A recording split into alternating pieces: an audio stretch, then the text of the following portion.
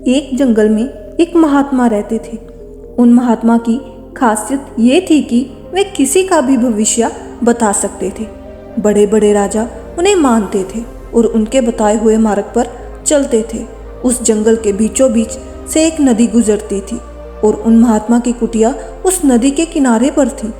नदी के दोनों तरफ दो अलग अलग शक्तिशाली राजाओं के साम्राज्य थे। वे दोनों ही राजा उस महात्मा को बहुत मानते थे। वे दोनों जब भी कोई बड़ा कार्य करते थे तो उन महात्मा से सलाह लेने के लिए अवश्य आते थे। एक दिन इन दोनों राजाओं में किसी बात पर कहासुनी हो गई। बात इतनी बढ़ गई कि नौबत युद्ध पर आ गई। युद्ध की तारीख और समय ये दोनों तय कर दिया गया। पर जैसा कि दोनों राजाओं का नियम था कि जब भी कोई बड़ा कार्य करते तो वे दोनों उस महात्मा की सलाह जरूर लेते थे। इसलिए पहला राजा उस महात्मा के पास आता है और उनसे पूछता है कि महात्मा जी, मैंने पड़ोस के राजा के साथ युद्ध करने का निश्चय किया है और इसलिए ये जानना चाहता हूँ कि युद्ध का परिणाम किसके पक्ष में होगा। वे महात्मा कहते हैं कि यदि तुमने युद्ध किया तो तुम्हारी हार निश्चित है। फिर वो राजा महात्मा जी से पूछता है कि क्या जीतने का कोई उपाय नहीं है। वे महात्मा कहते हैं कि यदि युद्ध किया तो हार निश्चित है। फिर वह राजा कहता है कि तलवार म्यान से निकल चुकी है, अब युद्ध टलेगा तो नहीं, जो होगा देखा जाएगा। फिर वो राजा उसी समय वहां से चला जाता है और अपने सेना से जी तोड़ मेहनत करने के लिए कहता है। सभी सैनिक राजा की आज्ञा मानकर जी तोड़ मेहनत करने के लिए लग जाते हैं। दूसरे दिन दूसरा राजा उस महात्मा के पास आ जाता है और उनसे पूछता है कि महात्मा जी, मैं पड़ोस के राजा के साथ युद्ध करने के लिए जा रहा हूँ, इसलिए मैं इस युद्ध का परिणाम जानना चाहता हूँ कि युद्ध किसके पक्ष में रहेगा। वे महात्मा कहते हैं कि निसंदेह जीत तुम्हारी है और उस राजा के पास तुम्हें हराने का कोई उपाय नहीं है। उन महात्मा की बात सुन वो राजा बहुत ही ज़्यादा प्रसन्न हो जाता है और सीधा जाकर अपनी सेना को ये खुशखबरी सुनाता है कि युद्ध में उनकी जीत पक्की है। ये बात सुनकर उस राजा के सैनिक भी बहुत खुश हो जाते हैं और युद्ध की तैयारियों में लग जाते हैं। समय बीतता है और युद्ध का दिन आ जाता है। रणभेरियां बजाई जाती है और युद्ध शुरू हो जाता है।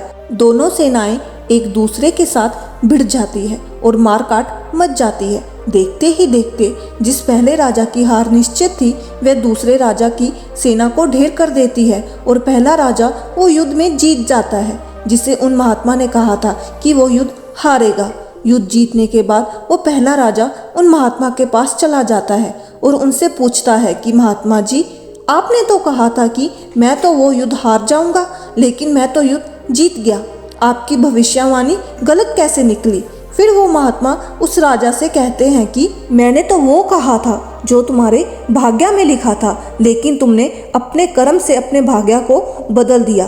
तुम्हारी जीत का कारण यह है कि तुमने अपने भाग्य से ज़्यादा अपने कर्म को अवश्य समझा और उस दूसरे राजा ने अपना सब कुछ भाग्य पर छोड़ दिया।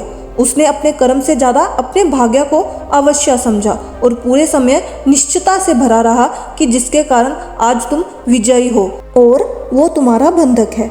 दोस्तों, ये बात सच है कि सब कुछ हमारे हाथ में नहीं होता है, लेकिन ये भी सच है कि बहुत कुछ हमारे हाथ में होता है, लेकिन हम उसे भी भाग्य के भरोसे छोड़कर जीवन भर रोना चुनते हैं।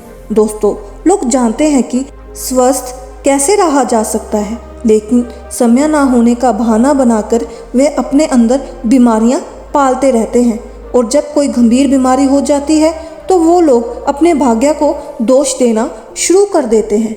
दोस्तों, अगर आज हम किसी समस्या में हैं तो वे सिर्फ हमारे पुराने गलत कर्मों के कारण हैं और कल अगर हम इस समस्या से निकलेंगे तो वह सिर्फ आज के अच्छे कर्मों के कारण ही निकलेंगे। दोस्तों, अगर आप आज कुछ नहीं करते तो कुछ तो होगा ही और वो आपका भाग्य है, और अगर आप आज अपने बुद्धि का इस्तेमाल करके वो करते हैं जो आप करना चाहते हैं तो वो आपका कर्म है। तो ये आपके ऊपर है कि आपको कुछ करना है या अपने भाग्य के भरोसे बैठे रहना है। दोस्तों, ये प्रश्न अवश्य नहीं है कि भाग्य पहले से लिखा हुआ है या नहीं, बल्कि अवश्य सवाल ये है कि क्या हम उन चीज़ों को भी भाग्य के भरोसे छोड़ रहे हैं जिन्हें हम बदल सकते हैं। मिलते हैं अगली कहानी में। शुभ प्रभात।